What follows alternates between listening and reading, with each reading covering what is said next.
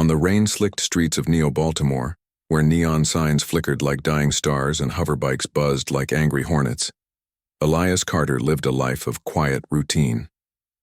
A maintenance technician for the city's aging orbital elevator, he spent his days tightening bolts, rerouting power conduits, and eating lukewarm synth beef sandwiches in the shadow of humanity's greatest engineering marvel. He wasn't a hero. He wasn't even particularly noticed. But Elias had one habit the galaxy would one day remember. He always shared his lunch. It was a Tuesday when he first saw her, crouched beneath a flickering ad holo for off-world vacations. The girl looked impossibly small, barefoot, wrapped in a tattered thermal blanket that shimmered with residual energy signatures. Her skin was the color of twilight on Mars, faintly iridescent, and her large, almond-shaped eyes held the hollow exhaustion of someone who'd crossed light years, only to land in a gutter. A refugee, Elias guessed, one of the thousands displaced by the Cavor Purge, a genocidal campaign that had erased 3 sentient species from the galactic register. Most citizens hurried past, eyes averted. Xenophobia had spiked since first contact. But Elias, he paused.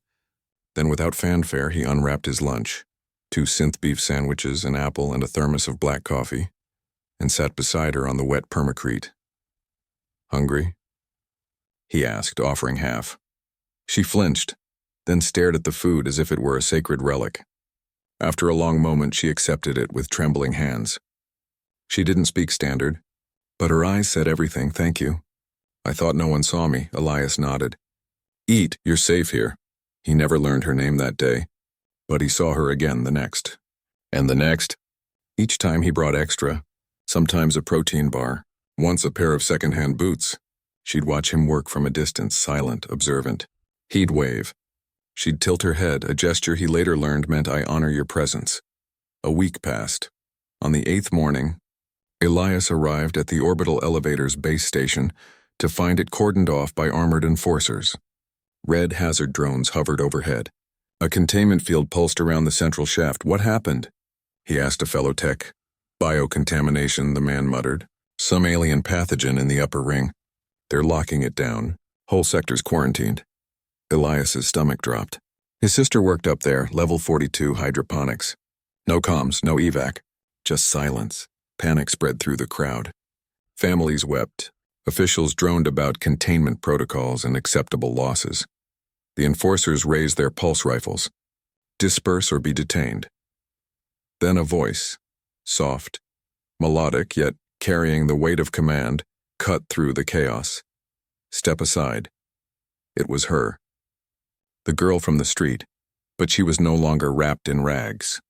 She stood tall in a form-fitting biosuit of living silver, its surface shifting like liquid mercury.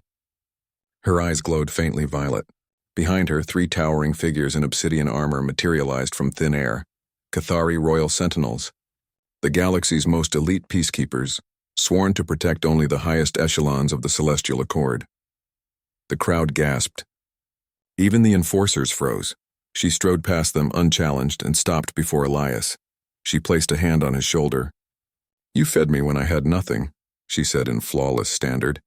"Now I return the kindness. Who are you?" Elias stammered.